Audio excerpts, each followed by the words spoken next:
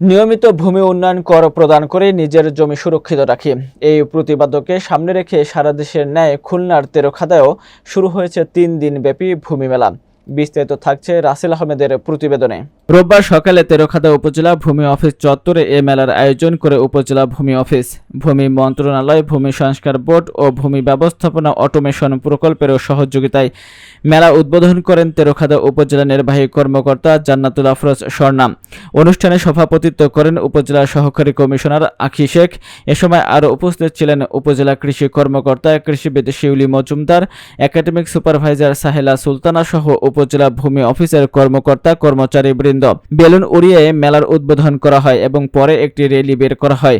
মেলায় অনলাইন ভূমি উন্নয়ন কর প্রদান, নামজারি আবেদন, হয়রানি ছাড়া খতিয়ান ও মৌজার ম্যাপ সরবরাহ, অনলাইনে খতিয়ানের সার্টিফাইড কপি সহ ভূমি সংক্রান্ত নানা সেবা সরাসরি প্রদান করা হচ্ছে।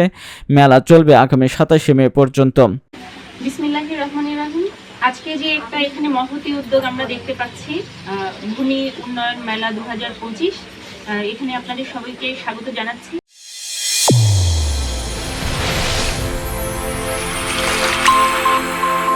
চ্যানেল A1 হৃদয়ের স্পন্দন।